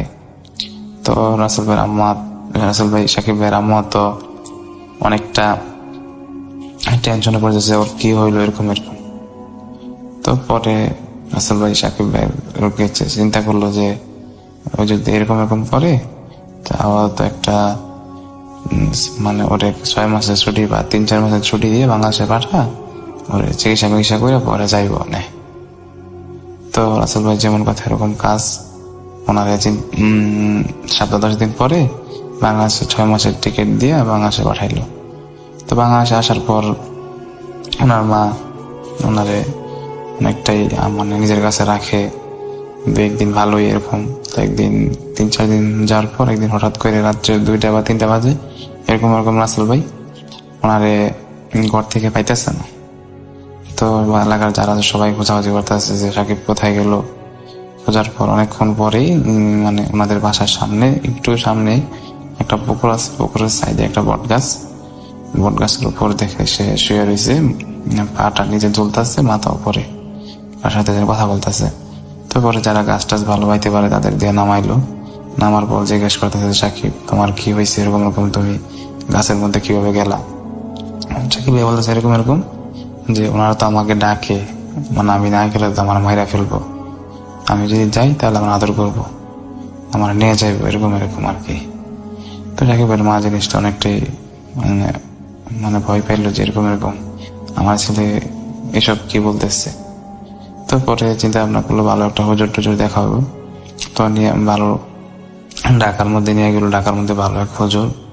তো হুজুরের কাছে নিয়ে যাওয়ার পর হুজুর দেখে বললো যে এরকম সাকিবের সাথে তো অনেক খারাপ কিছুই থাকতেছে, একটা না 4-5টা। তো রাসেল ভাই সাকিবের আম্মা অনেকটাই ভয় পাইছে যে 4-5টা পরে রাসেল ভাই সাকিবের মা জিজ্ঞেস করতেছে যে আমার ছেলে কি এরকম করছে যে ওর সাথে এরকম 4-5 জন যে থাকে। রাসেল ভাই পরে আপনার যে হুজুর বলতেছে ও যখন বাংলাদেশে ছিল দুবাইতে যাওয়ার আগে কয়েকদিন একটা সাপ মারছিল, ওই সাপটা আসলে রাসেল ভাই সাপ ছিল না, এটা আসলে একটা জিনের বাচ্চা। তো এই বাচ্চাটা এসে রাসেল ভাই সাকিব ভাই একদিন মারে, তো তারপর থেকে তার সাথে এরকম হইতে থাকে কি। তো সাকিব ভাইয়ের মা বলতেছে এরকম যাই হয়েছে আমার ছেলেকে কিভাবে বাঁচাইতে পারেন এই জিনদের কাছ থেকে, আমাকে একটা উপায় বলেন, এরকম যে উপায় হোক ওরা বাঁচান। তো যে হুজুর ছিল হুজুর বলতেছে এরকম আপনার ছেলের তো বাঁচানো যাইব, কিন্তু একটা উপায় আছে, কিন্তু একটু সময় লাগবে, আপনি 2-1 দিন পরে আসেন। তো পরে রাসেল ভাই সাকিব ভাই নিয়ে বাড়িতে গেল, বাড়িতে যাওয়ার পর গোসল করাইলো, ওনারা দেখে রাখে চোখের সামনে। তো ওই দিনের মতো সেম রাত্রে ফজর আজানের আগে আগে সাকিব ভাই খুঁজে পাইতেছে না, পারতেছে না। করার পর অনেকক্ষণ পরে সবাই গিয়া দেখে যে উনি আমাদের বাড়ির সামনে যে পুকুরের একদম মাঝে 100 ডুব দিতেছে, উঠতেছে।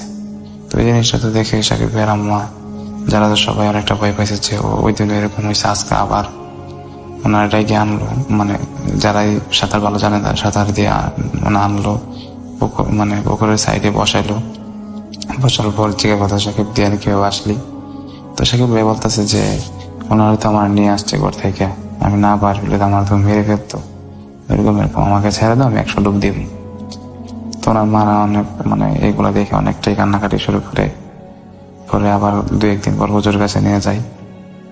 তো রাসেল ভাই হুজুর কাছে নিয়ে যাওয়ার পর এবার হুজুর মোটামুটি ভালোই বড় ট্রিটমেন্ট করার পর একটা তাবিজ দেয়। তাবিজ দেওয়ার পর এই বলতেছে যে হুজুর বলে দিছে যে এই তাবিজটা যতদিন থাকবো ওর সাথে, ওর কোনো ক্ষতি ইনশাল্লাহ করতে পারবো না, ওরে দেখে রাখবেন।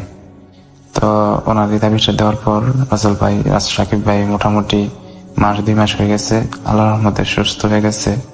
সুস্থ হওয়ার পর সাকিব ভাইয়ের আম্মা চিন্তা করলো যে ওর যেহেতু ছুটিতে পড়াইছে, ওর পেশাটাও ভালো আছে, ওর ওই জায়গার কাজটা ভালো করতো, ভালো স্যালারি পাইতো, ওরে বাংলাদেশে রেখে লাভ নাই, ওরা পাঠাই দেয়।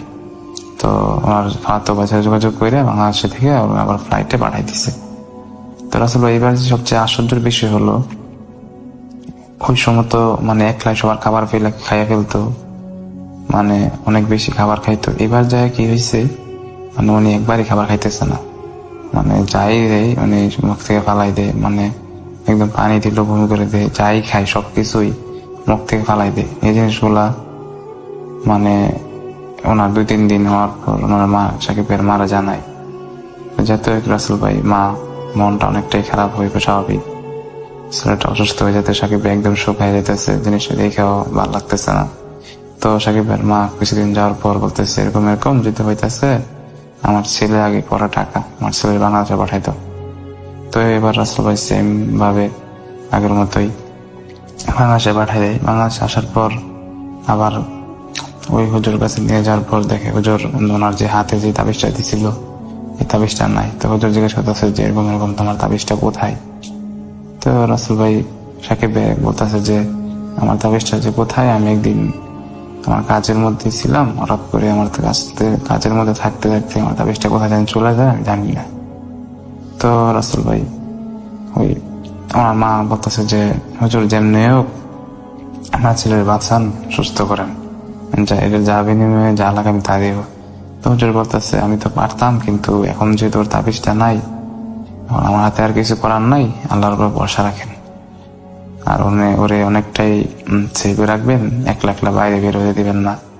তো রাসেল এবার যখন সাকিব ভাই দেশে আসে, এবার একদম অবস্থায় খারাপ, একলাই কথা বলে, রাস্তার মধ্যে হাঁটে, সকালে নাই দুপুরে নাই, পুকুরের মধ্যে একলাই 100 ডুব দে, রাতের বেলা রাতে অন্ধকারে হঠাৎ করে উদা হয়ে যায়, অনেক খোঁজাখুঁজি করার পর বের করতে হয়, এরকম কাণ্ড ঘটে।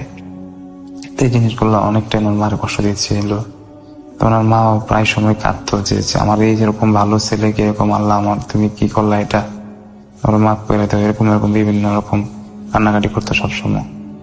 তো মোটামুটি 2-3 মাস যাওয়ার পর সাকিব ভাই মোটামুটি সুস্থ হইল, আগের থেকে একটু বেটার এরকম আর কি। তারপরও সাকিবের মা ওনারে এভরিথিং যা কিছু আজ সবকিছু সাকিবের মাই করে দিত, ওনারে একলা কোনো জায়গায় বের হইতে দিত না বা কোনো জায়গায় যেতে দিত না।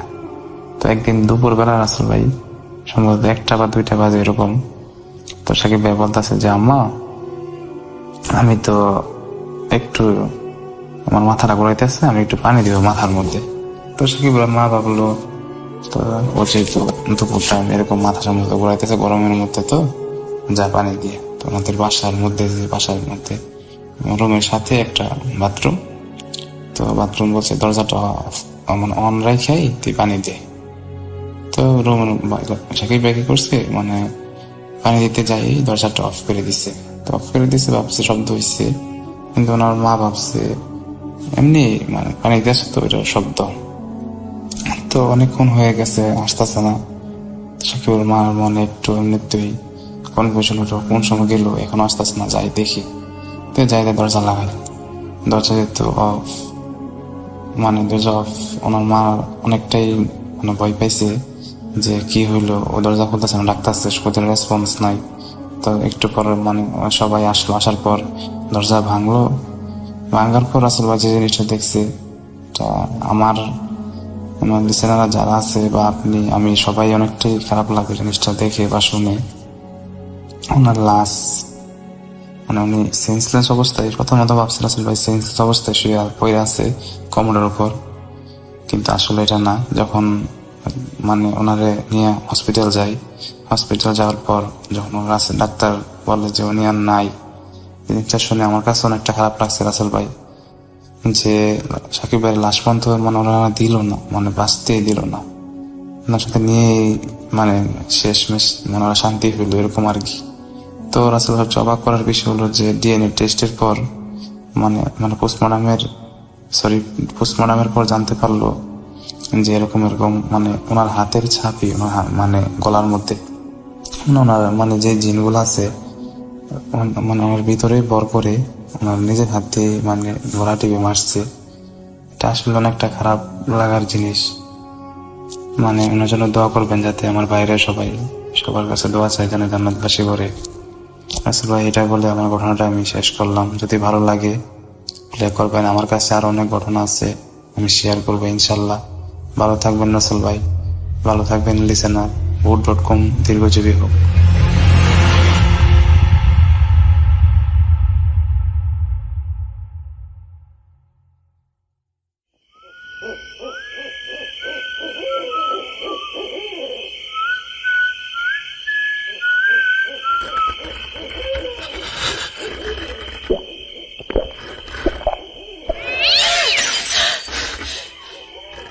আজ আবার শুনতে পাচ্ছেন শব্দটা? আমার আয়নার ভিতরে রোজ এভাবেই আসে।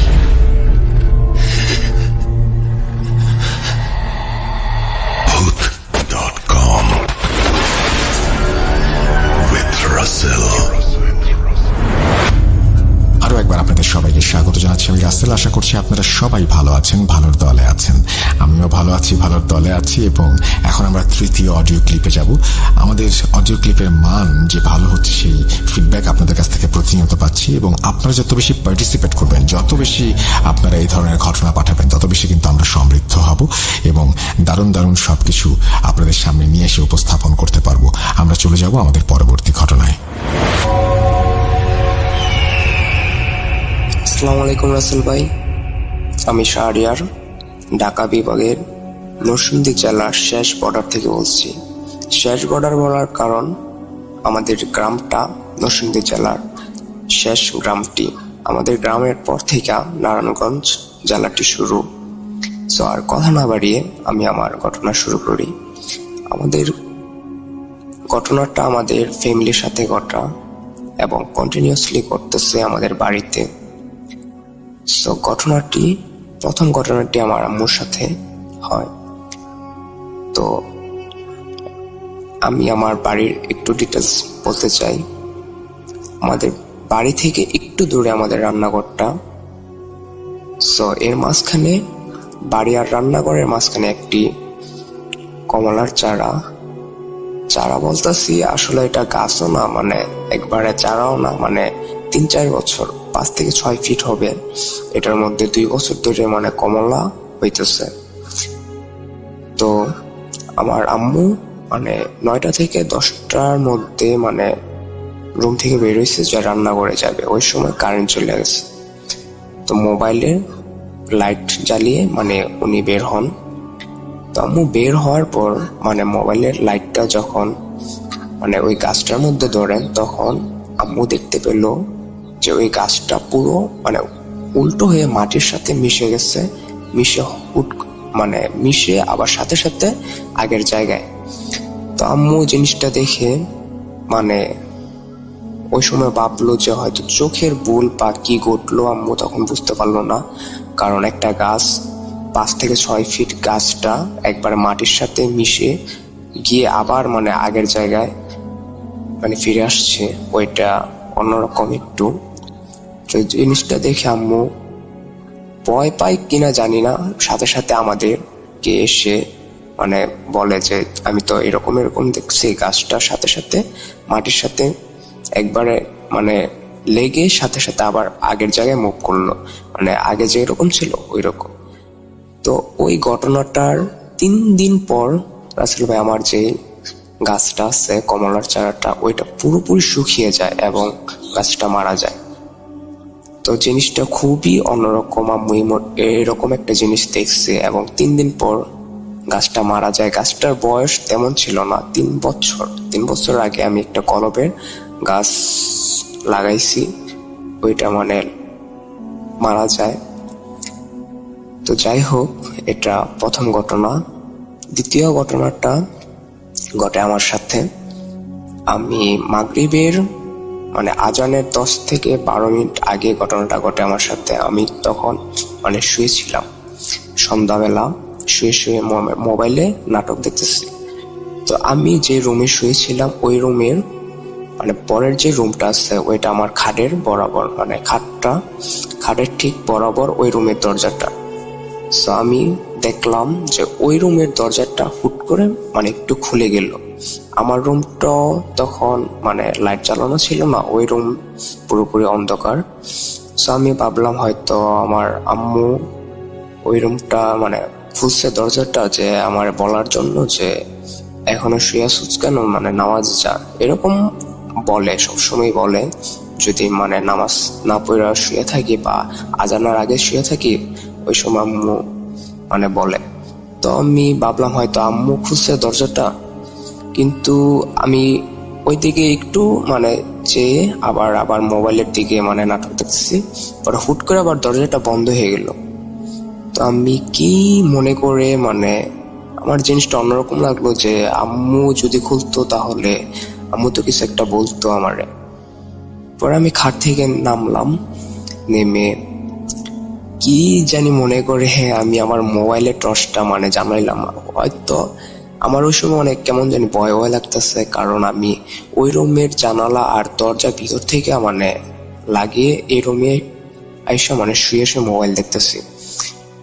তো আমি টর্চটা জ্বালিয়ে আমার রুমের লাইট অন করলাম। ওই রুমে আমি গেলাম, গিয়ে দেখলাম ওই রুমের দরজা মানে ভিতর থেকে লাগানো, জানালাগুলো লাগানো, মানে বাতাসে যে দরজাটা মানে খুলবে আবার সাথে সাথে লেগে যাবে ওই রকম কিছুই না।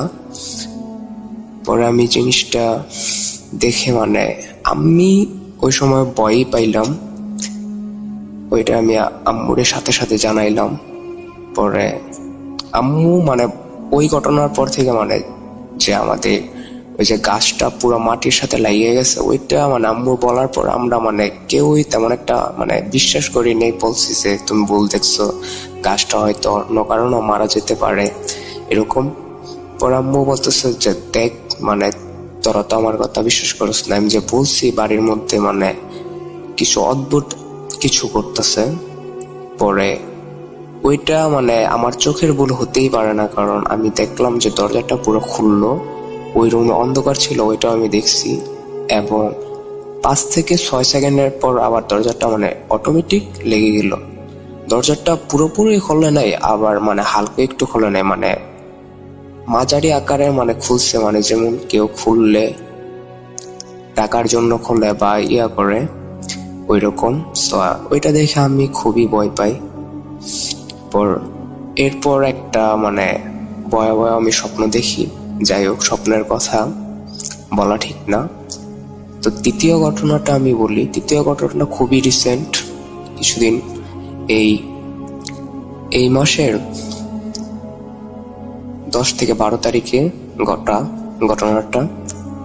আমি মানে সন্ধ্যাবেলায় আমার মোবাইল চার্জ দিয়ে আমি আমার ফ্রেন্ডের সাথে বের হইলাম বাসা থেকে ক্রাম বোর্ড খেলার জন্য। তো ক্রাম বোর্ড খেলতে খেলতে প্রায় 7টা থেকে 8টা মানে রাত 8টা বেজে গেল। গ্রামের 8টা, যদিও এখন আমাদের গ্রামটা মানে শহরের মতো নই, উন্নত, মানে আগের গ্রামের মতন না যে 8টা বাজলে সবাই ঘুমায় যায়, এরকম না। সবাই 11টা 12টা বাজেই ঘুমায়।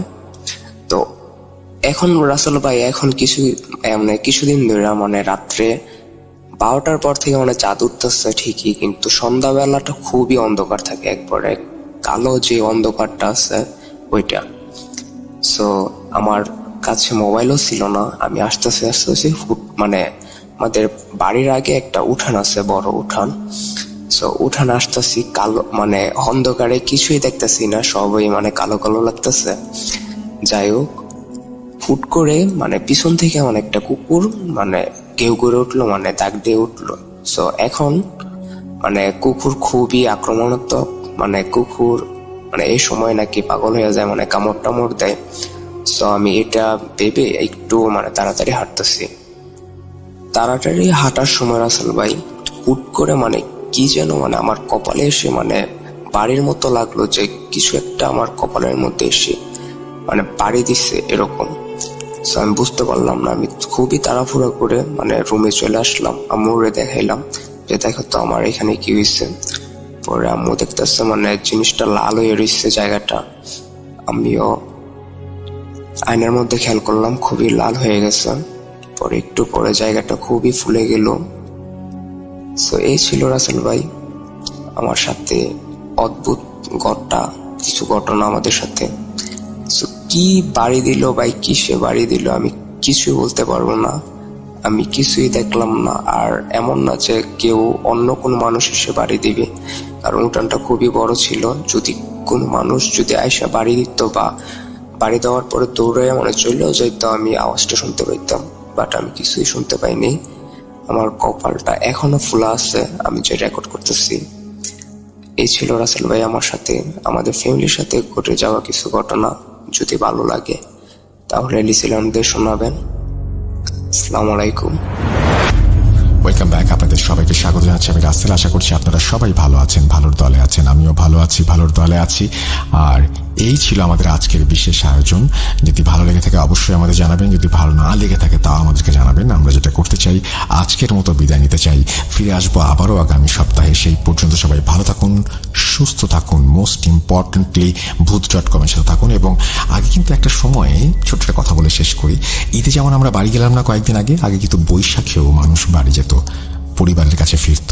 এবং এমনও হতো যে আগে তার মোবাইল ফোনের ব্যাপার ছিল না, বৈশাখে যারা জানিয়ে যায়নি বা যারা জানাতে পারেনি তাদের জন্য বাড়ির মানুষরা ওয়েট করতো যে আজকে তো বৈশাখ, এই বৈশাখে নিশ্চয়ই ছেলে ঘরে ফিরবে।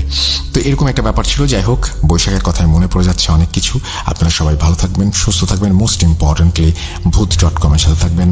আল্লাহ হাফেজ।